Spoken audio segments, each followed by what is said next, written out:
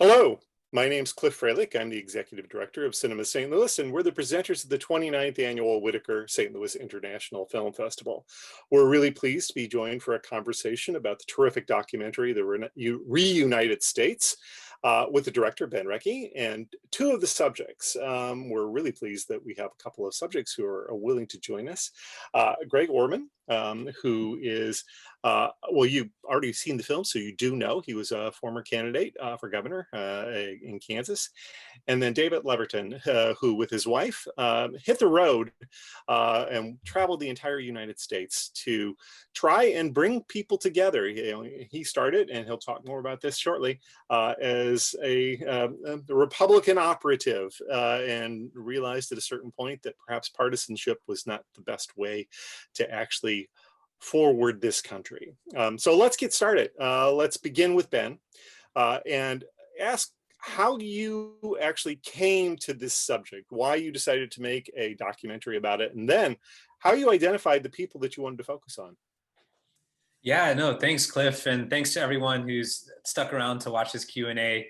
You know, film festivals and storytelling are very much needed in this time, and so the fact that this audience is here supporting this is fantastic. I think for like a lot of people since 2016, the election was so divisive and so personal for so many people that we all lost friends and family members and coworkers over political divisions, lost those relationships. And, it sort of, there's a couple different paths, you feel you can take. One is to pick up arms and sort of battle for what you believe in. And there's a time and a space and a need for that. But then there's usually this wall that you hit at a certain point where you realize people on the other side are intractable as well, and we're being intractable as well. And it's really hard to move forward. And so for me, hitting that wall, I guess, was a realization as a filmmaker that there's got to be another way and another path forward, because if we continue down this downward spiral, we're going to be in a lot of trouble as a country. And I think we're in that moment now. And so I really wanted to create a story that could help profile the people that were actually on the journey of bridging our divides. And it wasn't until I saw Susan Bro speak in an event in DC that really struck me that, here's someone who was on the front lines of division and had lost her daughter as a result of the violence, coming out the other side with this ability to say we need to talk through our differences and focus on what we have in common if we're going to, avoid further violence. And it was really a profound realization that, she was becoming this voice of reason, and that's part of the reason that she, got so much media attention. She could have easily gone into bitterness and her own grief and anger, and instead she was able to kind of put on a very brave face and tell and send a message that we all needed to hear, which was we all have a role to play, and we're either part of the problem or part of the solution. And that led me into this research and to eventually meeting Mark Gerzon, the author of the book that it's based on, who then opened me up to this whole world of bridge building that is a pretty powerful movement that isn't getting a lot of media attention, but probably will moving forward once there's a critical mass of people that realize that this hyperpartisanship is not serving any of us. And so Mark then introduced me to the Leavertons, to David Aaron, and to Greg Orman, and to Stephen Olakara. And so he sort of became the backbone of the wisdom of the piece. Great. And because, we'll turn to both of you now, David and Greg. Obviously, both of you had a reason to sort of open yourselves up to be filmed here. It's not most documentary subjects, I suspect, have an initial moment of hesitation. Do I really want to expose myself to the camera and to the intrusions of a film, since I don't have control over it? Because of the missions that you were both on, I suspect that it wasn't so much of a hesitation on your part, but tell me if I'm wrong. Did you embrace this opportunity?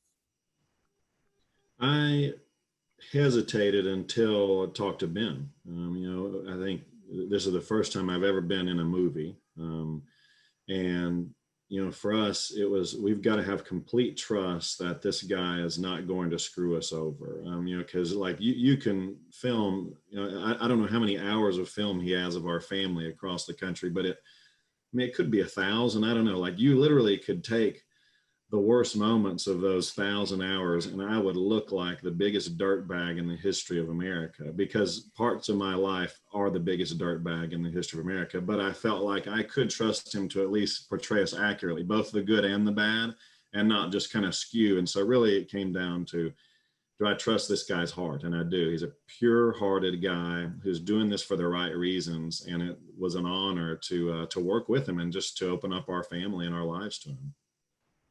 Greg, what about you? I probably have a similar perspective. I mean, anytime you allow someone to sort of be a part of your life for a period of time, there's an element of trust involved. And it certainly helped for me that Mark Gerzon had recommended Ben to me, because Mark is someone that over time I had grown to trust as well. But, I have a slightly different perspective about it. And that is, I was running as a candidate first in 2014 for the United States Senate, and then in 2018 for governor. And I've always got this belief that the best candidates, and maybe more importantly, the best leaders, are the ones who are authentic. In fact, I spend a lot of time writing about hypocrisy in politics. And if you're not willing to open up sort of every part of your life to someone like Ben, that tells me that maybe you're not entirely authentic in terms of what you're presenting to people, to voters, to the folks that you're really hoping will entrust you to make smart decisions on their behalf. And so, I sort of saw it as part and parcel. If you're going to be an authentic candidate, you cannot shy away from real scrutiny and letting somebody in and letting someone get a real direct look at what you're doing. Now, I should preface this. Obviously, the festival begins on November 5th and continues through November 22nd. So presumably, at some point during that time frame, we'll have the results of the election, and we'll know more about the direction that the country is going to be headed in over the next 4 years. But right now, we're at a pivot point. We're a couple of weeks away when we're speaking from this very crucial time in, I think, American history. And I just like to get all of your thoughts on your reflections on where we are at the present moment. It seems to be an inflection point for people like yourselves who want to build those bridges, it seems. And maybe I'm reading something into it here, but that the choice of Joe Biden is likely going to be more in the direction that you want to head, having been himself somebody who is open to compromise, working across the aisle. Whereas the president has sort of doubled down on saying, I don't represent all of America. I only really represent my base. So I'm just curious as to how you feel in this present moment as we approach this really vital time. I don't think it's Greg, why don't we... Yeah, go ahead. Go ahead. Ben, you want to go first? No. Go for it, Dave. I'll follow you up. I don't think we have as easy of a choice as you may have laid it out. I don't believe this is a decision between division and unity, or bridge building and healing versus, hate and destruction. And here's probably my main reason why is this political system and the two parties that lead the majority of it are not made for collaboration. They're not made for reconciliation. They're made for destruction of the other side and having absolute power. And so how I look at this election is, this election, no matter how it goes, I don't believe it will either heal or exacerbate what's broken in the country significantly. How we got to this point is a centuries long story and not a one president long story. And so I don't have a lot of hope that electing my guy is going to fix things, because I think that's the fallacy that we have been marketed to for most of our lives. If you just elect us, everything's going to be okay because we're going to beat the other guys. And to me is there's no, white knight that's going to come here and save the day. I think what I have faith in is what happens after this election, and working with and connecting with the people who we met across America and the people who are in Ben's film, who are working to heal the division and the brokenness in our country. And I think that's where my focus is. That's where my hope is. I'm still going to vote, but I think probably I'm less optimistic that they have the ability to heal the problem that they created. Okay, we'll follow up on that in a bit, but let's get the thoughts of our other two. I would actually echo David's sentiment. I mean, I think I said it in the movie that I think our two-party system is irreparably broken. They're sort of like a married couple going through a bitter divorce. They don't trust each other anymore. They don't communicate. When they do communicate, again, they mistrust each other's intentions. And regardless of who gets elected in 2020, that dynamic is still going to be present in our politics. I look at it, and I know there are a lot of people who look at Donald Trump as a very divisive figure, and there's no question he sort of forces this binary choice. You're either with him or against him. But I view Donald Trump as a symptom of a two-party system that has failed the American people. David takes it back over a century. I just look at the last 2 decades. In 2016, when Donald Trump was elected, median household income in America hadn't risen for 17 years. The amount of time it takes a child to go from being born to their senior year in high school, that's how long it had been since the average American family had had a pay increase. At the same time, the things they spent so much money on, healthcare, childcare, higher education, had so far outstripped the rate of inflation that for the average American family, it didn't feel like you were treading water. It felt like you were drowning. And that was the backdrop of the election in 2016. So many people went to the polls and said, the system of government isn't working for me, and we need to do something different. And so I don't think until we change that dynamic, I think we are going to be hard-pressed to bridge really the divide that happens in America, which is why I've worked so hard on trying to create a third force in our politics, a mediator, a bridge builder, a force that can get past this sort of Hatfield and McCoy type environment that we have and actually start answering the right question, which is not how do I stay in power, but how do I improve the lives of the American people? And until that happens, I think we are going to have division in this country driven predominantly by two parties that now so hate each other that they just can't look past what's in the best interest of the country. They're more interested in seeing the other party fail than they are in seeing our country succeed. And I think until we correct that dynamic, we're going to have challenges in our politics. Ben, would you like to weigh in here too? Yeah, just briefly, I tend to agree that the political system being set up in this winner takes all, and the election, the goal is about winning the next election, not about helping the American people, whether you're a Democrat or a Republican. Of course, the marketing message is we're here for the people, but most of the time it's we're going to defeat the enemy. And that does have its consequences that have led to where we are in this gridlock and stalemate. And I think Greg's point about probably the biggest single issue facing this country is the dysfunctional two-party system, and how, the good news being, now that we've had a stress test for all of this and that it's kind of affected all Americans, to a degree where there might not have been people that were politically active or politically aware.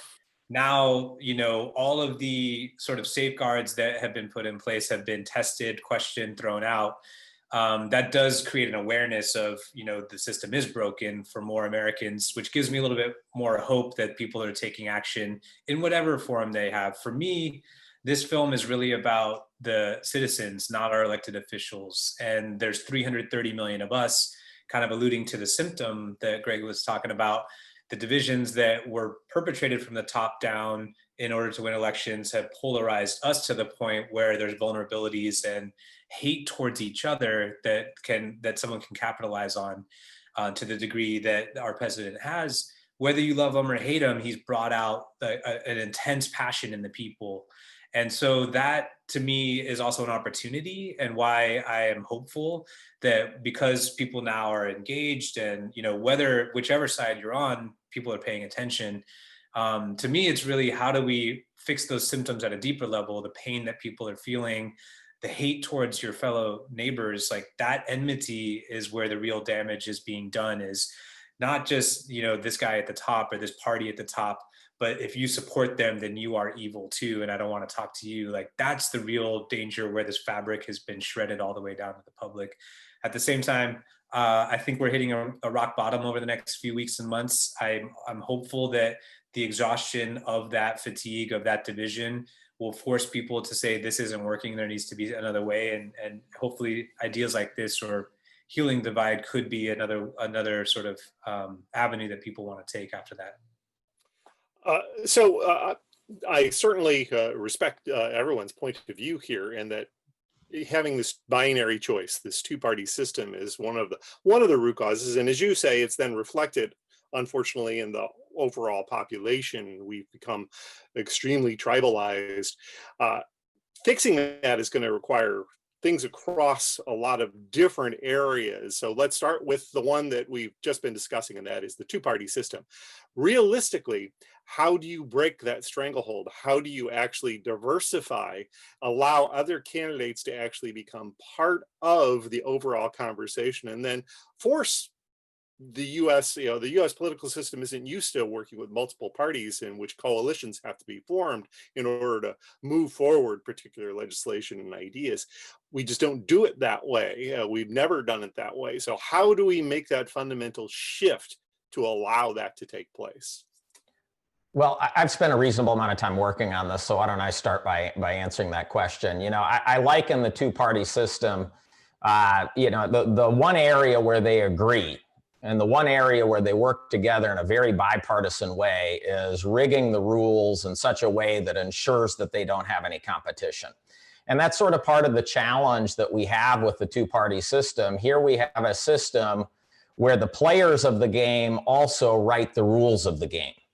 And so what we have to do ultimately is change the rules of the game. And the best way to do that, frankly, because we're not going to get the players to change it themselves. I tell people most of the reforms that I've advocated for require the consent of the victims if you want to get it done legislatively. Those people who have to give up power are the ones who have to approve it.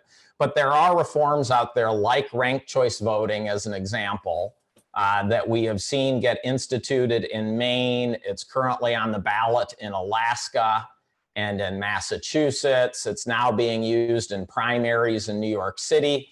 It's being used in cities like Minneapolis, St. Paul, a number of cities on the West Coast. Ultimately, we're going to have to see revisions like that expanded across the country. And there are organizations that are working on that are developing a lot of momentum, Unite America being one of them, Represent Us being another one. And they're making progress. And we sort of liken this to the progressive era in American politics. There was a period of time 100 years ago when women still didn't have the right to vote. And, we passed a number of constitutional amendments 100 years ago, among other things, giving women the right to vote, the popular election of United States senators. Those were all reforms that happened first at the state level over a long period of time and ultimately gained enough momentum that they happened at the federal level. And that's precisely what we're working on right now, to sort of de-rig the system, de-rig the rules, so we can create more electoral competition and ultimately more accountability. It's shocking that you have congressional approval ratings that routinely hover in the teens, and yet we have re-election rates in the mid-90s. Well, that doesn't work in a truly competitive system. In a truly competitive system, if you had approval ratings below 20%, every congressperson would get voted out. But because we have the system we have, we're forced to stay with representation that we don't like. And so ultimately, we're going to have to change the rules. In the places that's happening by citizen-driven initiatives. So it's happening in the 26 states that allow citizens to have a full participation in writing those rules. And in the places where we've been doing it, it's actually been met with great success. You know, while 2018 was a very interesting year for independent candidates and a very hard year for independent candidates, paradoxically, a number of reforms passed in 2018, which I think is just a demonstration that the American people are saying this system of government doesn't represent us and we're willing to try new things. So, you know, I've thrown out one reform. There are a number of them out there that are being discussed and worked on at the state level. And I think we need to have that community of people continue to work on it and recognize this isn't something that's going to get solved in a year or two. This is going to take a decade or two to get to the point where we reach a tipping point and have true electoral competition. David, would you like to add to this? No, you've got the expert on this right there. I yield the balance of my time to the gentleman. I think I'll just kind of, again, reiterate from the citizen point of view, like to me, part of the roadblock that we're seeing now is, you know, the dysfunction amongst citizens, and that we can't stand each other, our neighbors and our friends and our coworkers and our family members. And that level of anxiety that we're all carrying around, that level of disgust, dismissiveness, ridicule, that's toxic. And that's at very large numbers in the tens of millions and hundreds of millions. And the idea, you know, that in the last election, no matter who you voted for, over 60 million people voted for the other guy and opposite. And we're never going to make each other go away. It's never going to be like all of a sudden we're in this new promised land where one party like dominates the country always. And so this pendulum keeps swinging, and that's sort of a byproduct of, you know, these divisions that started at the top. They're enhanced by the media for advertising gain. And it's a lot easier to play to people's fears than it is to play to people's hopes. And so it requires more of us as citizens to say, no, we're not going to play into these primal emotions that we're hardwired for. That's a big ask, and that's a lot of hard work, but it's the work that's required of us if we're going to move past this moment. That touches on an area that also contributes to these divisions, and that is the way in which we've all become increasingly siloed in our own sort of media bubble, social media bubble, where we only encounter reinforcing messages that we agree with, as opposed to actually listening to outside voices that might challenge what we believe. That's a really difficult thing to get a handle on at this moment in time. If anything, the social media companies have grown larger and larger and larger and more monolithic in their ability to sort of shape the way in which we consume information. So how do we tackle that? I'll give you. Anybody want to give that one a shot? Yeah, how that impacted me, that connects with your world is, I remember when Michael Brown was shot years ago and watching Ferguson in flames, literally. The media sources and the lens, which I was looking at that through, were highlighting Michael Brown's past. Maybe he had been expelled from, I mean, I don't even remember, it was 6+ years ago now, but it was highlighting the negative aspects of his character. And then it was highlighting the fact that, well, he was attacking the officer, his only choice, whatever that may be. And then it was showing these looters and rioters as the people that, these horrible people, whatever that was. And I don't know if we realize as Americans how much we trust our eyes and ears to someone else, and they're manipulating us. Their sole focus is not to give us the truth. Their sole focus is to get us to keep watching, to get us to click more. And I think we've got to take our trust away, because they've lost our trust from the media and from these social media giants. They have abdicated their role as beneficiaries of, benefiting our American democracy. And I think we've got to find ways to find truth. And so I think it's so important for me, what I began to do once I started seeing how my media sources were so skewed is, since I couldn't find there's one channel where the truth is, what I would do is then I would expand my viewing and expand the people I was connected with on social media privately and just through the internet, is I would force myself to listen to these other perspectives, even if I didn't agree with it. Even if Rachel Maddow was talking about it or something like that, I would still listen. What does she have to say? Does she have some truth? And I felt like I was able to find the truth somewhere in the middle between Sean Hannity and Rachel Maddow. And it's a laborious process for Americans, and most people don't have that kind of time to do it. But I think that,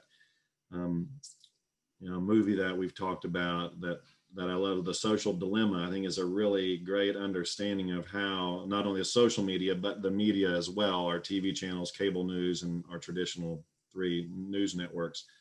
The goal is not democracy. The goal is not building community. The goal is money for advertising at the end of the day. And they'll do basically whatever they can to get you to keep engaging with that platform.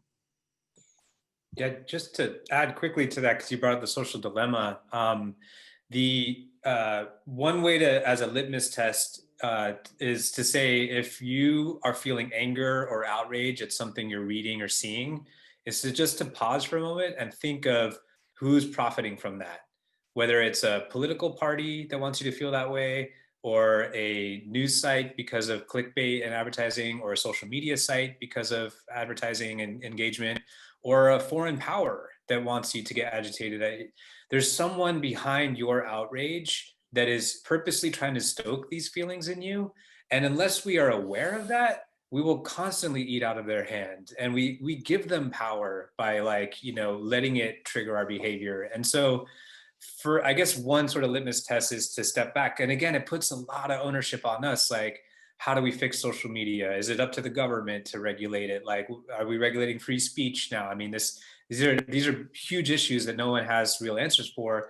The only thing we actually have control over is ourselves and our responses. And so I guess what we hope the film to be is a realization that our role in this over large numbers of people is really important. That's the only way that real institutional change can come about. Yeah, what you're asking for, obviously, is for citizens to engage in critical thinking, to not simply blindly trust the politician that they happen to back, to respond in a primal way to these emotional appeals, which oftentimes play on fear, but rather to actually work as a citizen to understand fully the implications of the decisions that you're engaging in, one, when you go to the ballot box, but also when you make individual choices.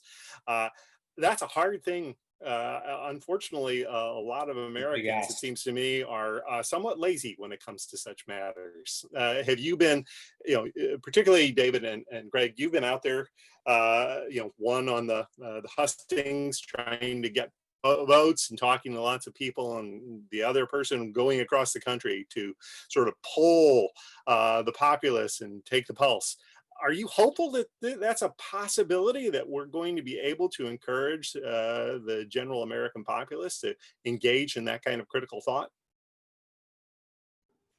I would say it is a big ask, and it's people are time pressed, and they have things that are important to them that they spend their time on, their work, their families, and so ultimately that is a big ask. And I think what we're seeing now is some organizations trying to sort of address it in civics education, so that new generations and the next generations are a little better equipped to be critical thinkers and critical consumers of news.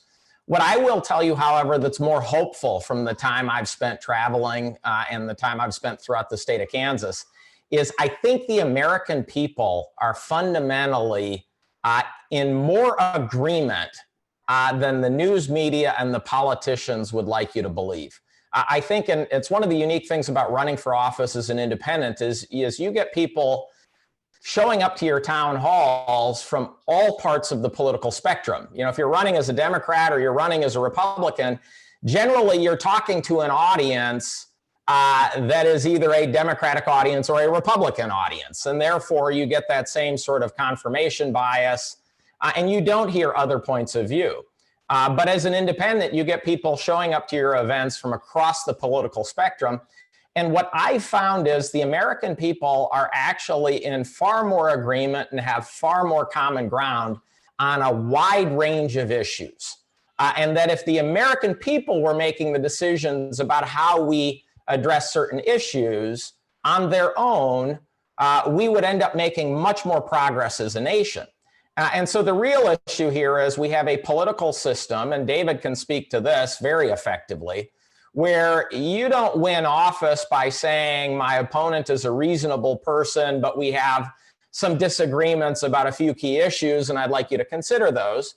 You win your re-election or win an election by painting your opponent as the worst human being possible, hoping that there's sort of some kernel of truth that you can build that argument on. But if there isn't, oh well, we're still going to run a very negative campaign. And so we force, I believe, more division on the American people that actually exists, and then we reinforce it with partisan media. In that sense, we've sort of come full circle. Back in Thomas Jefferson's day, it was the parties that controlled the newspapers. And today, after going through a period of time where we had what I would consider to be a little bit more balanced news, we're back to the point where even daily publications in major US cities view the news clearly through either a blue lens or a red lens. And so, again, it's a difficult issue to unpack. But in my mind, the good news in the story is there's a lot more common ground among the American people than our media and our politicians would like us to believe. And if we can tap into that, we as citizens can create the momentum we need to bridge this divide and start moving our country forward. And I'll channel a couple of folks that aren't on today, but are in the film, Mark Gerzon and Stephen Olikara, kind of in talking about your question.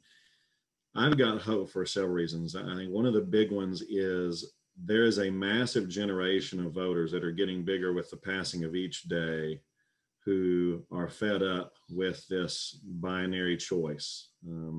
This is a group of people who have grown up able to pick. I like a song from this album. I like a song from that album. I've got the entire world at my fingertips. It's not like this is generation that goes, well, do you want to watch ABC, NBC, or CBS? These are your choices here. And this is a group that is not naturally going to be drawn to, all you have to choose is here or here. They're saying, well, I like a little here, I like a little there. And they're seeing how this binary choice is taking our country in a direction, I think that's very destructive. So you're seeing more and more people every day no longer identifying as right or left, but they're identifying by certain issues that they care about. So I've got a lot of hope is that people's trust in this two-party system is failing. But I would be remiss if I didn't kind of put this in there as kind of part of our journey is when we started this journey, seeing the division in America, we believed that the biggest problem was just Republicans and Democrats can't get along. But what we found is that our political divisions are often symptoms of much, much, much deeper problems and areas of brokenness and trauma and terrorism, domestic terrorism, that we have never truly addressed. And I think as long as we continue to build things on this foundation, things will continue to fall. It's just like if you got foundation problems on your house, you can put new furniture in there, you can paint the walls again, but at the end of the day, you've got to get down and do that foundation work, which in my opinion, from what we heard from people across all 50 states of America, there are some much deeper and generational issues that we need to really take a good, strong look at. Ben, would you like to add anything to that? Yeah, I mean, Greg brought up a great point that, and the numbers back this up, that we're not as divided as we're portrayed to be. There's the famous kind of More in Common study that classified 67% of Americans as the exhaustive majority. And that most of the rancor and division that's covered in the news is the extreme 10% of the population on either side, whereas the majority of people are somewhere in the middle. And so, while people are watching this after the election and there's a lot of fear that things will get, worse before they get better, which they might, and there may be more civil unrest in the street, I personally don't think using the term civil war is as helpful because it, denotes another government and a sense of people taking up arms against each other on massive scales and succession and stuff like that. I think that's more of a metaphor. But I'm hopeful that there are many more Americans that want to move past this period of history of this toxic division, because it takes a toll on all of us personally. And the sleeplessness, the anxiety, the despair, the hate, the anger, like these are not productive emotions for us as individuals. So it's in our own interest to find a way to relinquish ourselves from them, and that's our choice. And so all in all, while I do think things will get a little bit bumpier in the weeks and months ahead, I'm optimistic that we'll come out stronger for it, and that there's a light at the end of this tunnel if we all take action in our own lives. That's a great circling back, because we've kept you a long time here. So I'd like to bring this to a conclusion by asking Greg and David to sort of tell us where you are right now in your pursuit of this bridge building. Greg, are you going to run for office again? And David, where is your project with Aaron and your family with regard to, traveling across the country? Is that now concluded? Or are you going to continue in some other fashion working in that direction? Well, I'm only going to run for office again if David will run my campaign. So that decision's really his. Look, I've continued to be involved, as I have been for the last dozen years, in trying to create an alternative for the American people, trying to create a third force in our politics that can get past the partisan bickering, that can get past the negative campaigning, and ultimately present a positive vision for what America can become if it lives up to its ideals. And I really do have a positive and hopeful view of the future, but I also recognize it's going to take a lot of time, it's going to take a lot of work, and it's going to take a lot of work by a lot of people. And that's why I continue to support things like Unite America, which is working very hard to change some of the rules that we have to make sure we have a system that does provide accountability and competition. I'm continuing to work locally on an organization called the American Public Square, which was set up to create civil discourse over our most contentious issues, and focuses on issues not just at the federal level, but at the state and local level, with a real goal of creating a pathway to common ground. And I continue to be involved supporting, to the extent I feel I can, candidates when I think they genuinely are interested in making the hard decisions that will move our country forward. And I've been very critical of the participants of our political system. I think far too many of them are trying to answer the wrong question. They're trying to answer the question of how do I get reelected instead of how do I improve the lives of my constituents. So when I find candidates who I think are really genuinely interested in doing that, and those are almost exclusively candidates who are willing to run outside of the two-party system, I'm also doing whatever I can to support those candidates. And for me, I don't have just an amazing answer for you. This has just been a wild journey. We're preparing for another move right now. That's why Aaron couldn't join us, and we're hoping this is going to be our last one for a long time. We're kind of road weary, but I've been thinking lately, so much of my thought process is kind of thinking big picture nationally, and where I'm feeling drawn to next is to live in a neighborhood and to live in a community and show what true patriotism looks like. And for me, true patriotism is not love of country, it's love of neighbor. And how can I walk out these ideals in my neighborhood and in my community, and with the school my kids are in and things like that. And I think at the end of the day, that's what really all of us can do to some degree, is how can we show our neighbors in our community and across town and on the other side of the tracks and in the gated community and in each part love. And that's really kind of where I think I'm feeling drawn to in this next season. Right, great. Ben, did you want to have any final thoughts with regard to what you saw as why you made this film, the purpose of the film, and whether or not you have hopes that it will actually have some small impact, if not broadly, in the lives, as David just said, of individuals? Yeah, I mean, we're planning to release the film in late January, early February, and we really hope that it can be a small part of the conversation around reconciliation and finding a new path forward, and just showing that there is a third way. You don't have to pick a side and destroy your enemy. There's a way to stand up for what you believe in, but respect, someone who disagrees with you, and try and find more common ground. I think just a few quick solutions that I think, a lot of us are looking for in our own lives with our family members. I think one thing is when you go into a conversation that gets a little contested about politics, like, don't try and change someone's mind. Like, go into it asking questions and don't interrupt them. Don't form your rebuttal and try and bludgeon them with facts. Like, if we can show a decency and respect to where the other person's coming from, it'll be reciprocal. They'll start questioning you and answer things back. And so for me, basic things like that, not trying to convince people of why you're right, but just to understand where they're coming from. Because in the end, we agree on a lot more than we disagree on. There's probably 4 or 5 third rail issues that we're very passionate about, whether it's, about being pro-life or pro-choice, or